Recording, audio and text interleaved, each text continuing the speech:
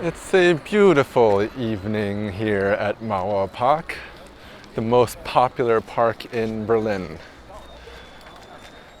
It's super warm and sunny out, good 22, 23, maybe 24 degrees. I thought I'd just give you a little tour.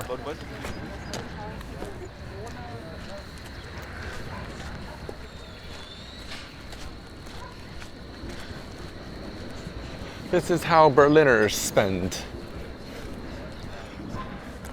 their Corona afternoon.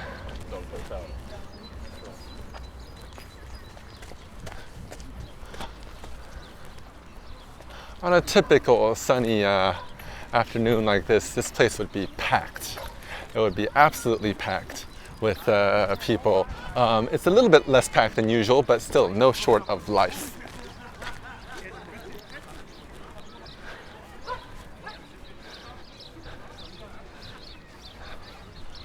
Now, Mauerpark was built between two walls.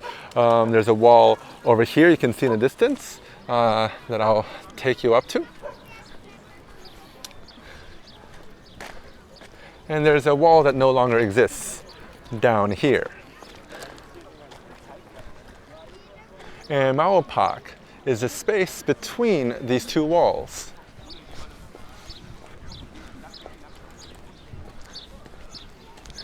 As a little history lesson, of course, there was a Berlin Wall, the wall that separated East and West Berlin. It was mainly to keep the Easterners stuck inside. It was a parallel wall, or there are two kind of parallel walls to, of course, make it more difficult to escape. And in between these two walls was kind of a death zone, as they called it. And Mauerpark is one of those zones.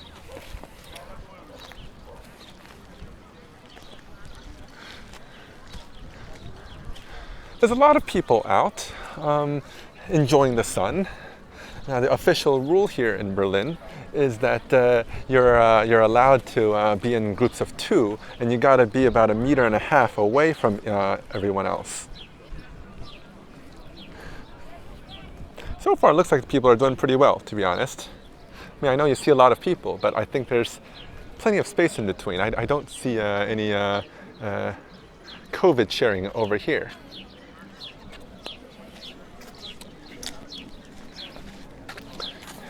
And we got a wall here, not quite as exquisite as the East Side Gallery, but it's a painted wall nonetheless. And we've got a few guys out who are painting right now. Art here is a little bit more authentic and a little bit more rough. And here, though, art changes quite frequently. It's a beautiful wall.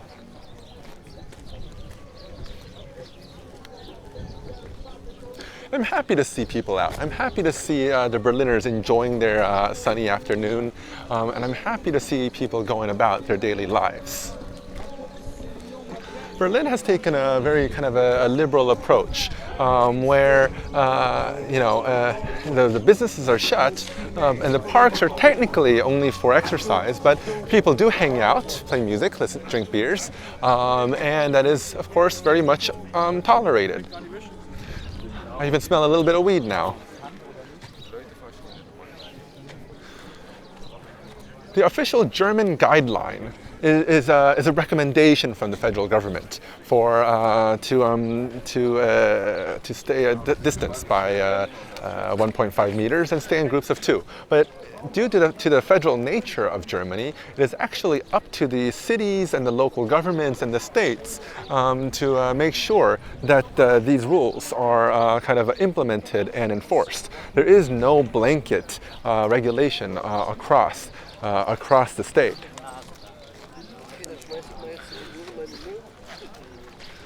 So whilst in some countries like Italy and Spain and France, there's a really strict lockdown on leaving your home, Germany has been a little bit more pragmatic and a little bit more reasonable in a way, and I hope it stays this way for sure.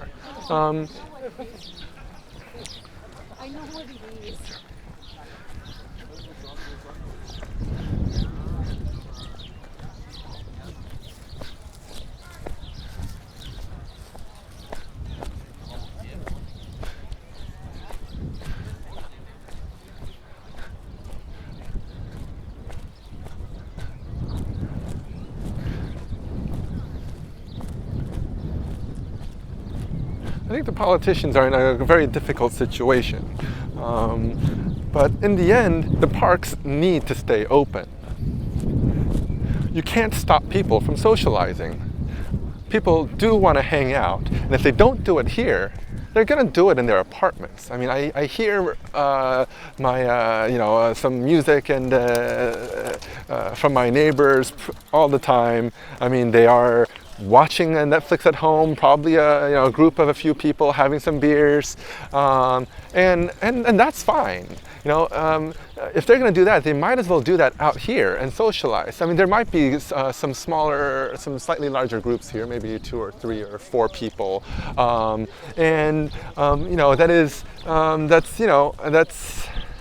above the legal number. And as you can see, there's police driving by as well. But they kind of allow this. Because I think they've taken a really sensible approach here in Berlin, where they've kind of balanced allowing people to live their lives while maintaining some restriction to help stem the spread. I mean, I think in the end, it has to be reasonable, and the parks have to stay open. There is really. I mean, if you look around here, I think a lot of my listeners, might not be happy to see this large group of people out here, and I totally understand. I mean, the network effects here, right? I mean, if one of us screws up, then it really has an effect on the larger network in terms of spreading the disease. And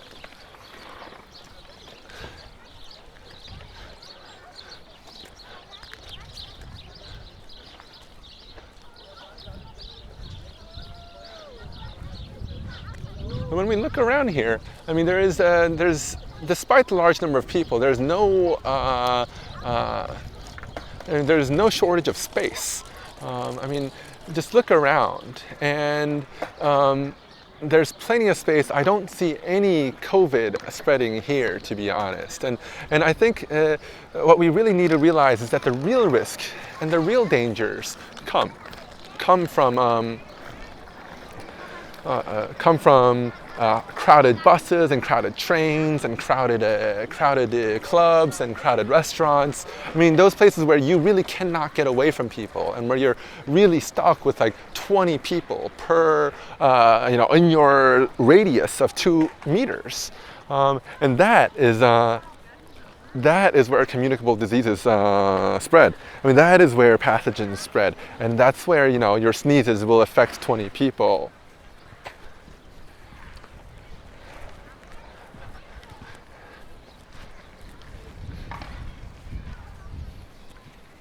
And we have to realize that 2 meters outdoors versus 2 meters indoors is not the same thing.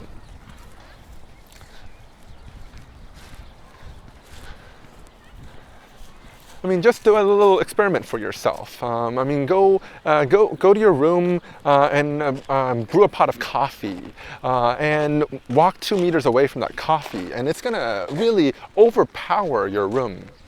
But when you're outside here, I mean, you won't be able to smell the coffee 2 meters away, right? I mean, I think the airflow really dissipates quickly and really reduces the risk profile of being outside. In the end, the way I see it is that, friends will want to stay friends, and they're gonna not just stick to Zoom or Google Hangouts. They are gonna come meet up to hang out.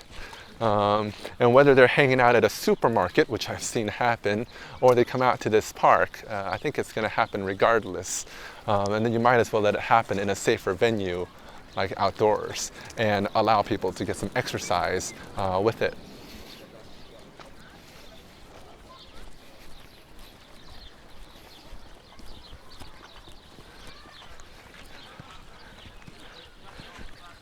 I do understand a lot of people are very uncomfortable with this, and indeed there has been a big kind of uptick in police calls, right? I mean, the phones are ringing off the hook at a lot of police departments around the world from citizens, some good Samaritans who really want to do the right thing and kind of ensure that these rules are being enforced. The stay-at-home rules, social distancing rules are being enforced.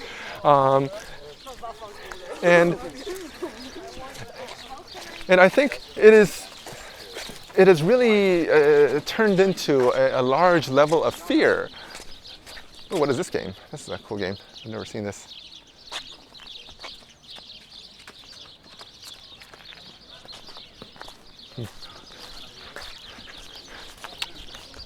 Just had to pause to look at the game. Cool game. I actually don't know what that is, but it looks pretty cool.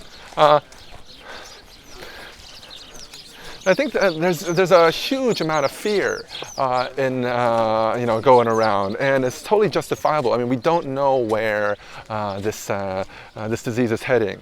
But the fear, I think, should not allow us to forget our sensibility and our reason, and I think social pressure works. If you don't want your neighbors having the party, if you don't want people at the park, open your mouth and say that. And I think social pressure has brought down a lot of a lot of the more unreasonable parties. I think the governments are handling this very differently in a lot of cities.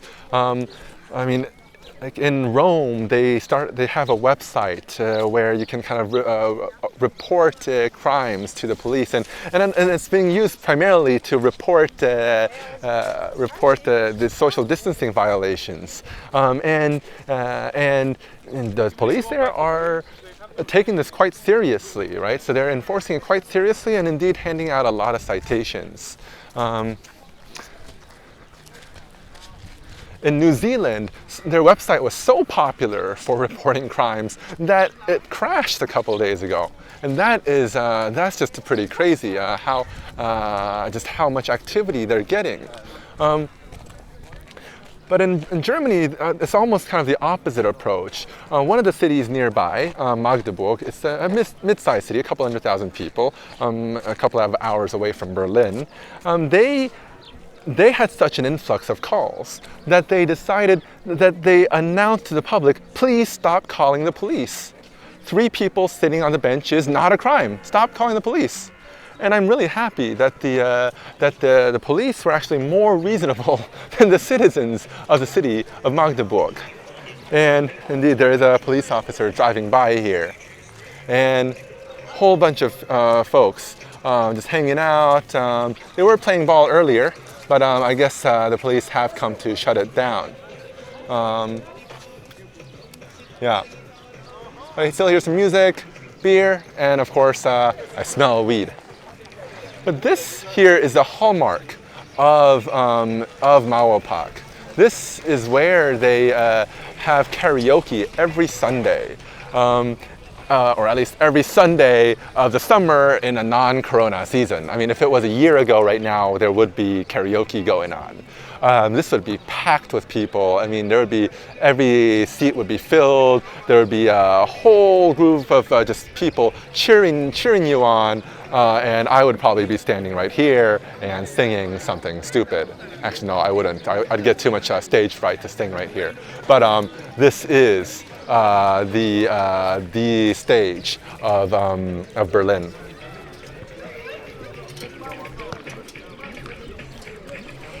There's an Irish guy who's been coming here every Sunday with his cargo bike and a big speaker and a laptop to host karaoke for the last few decades, I believe. I really don't know the history, but he's been going for a super long time. And it is really a Berlin tradition, and there's nothing better than bear pit karaoke on a Sunday. there's also nothing better than music. And people playing ball and having fun. And look, the police have left. And the police briefly came by, and then they left. So it's a good, vibrant scene here. And this is Berlin. This is Berlin. Beer, weed, music,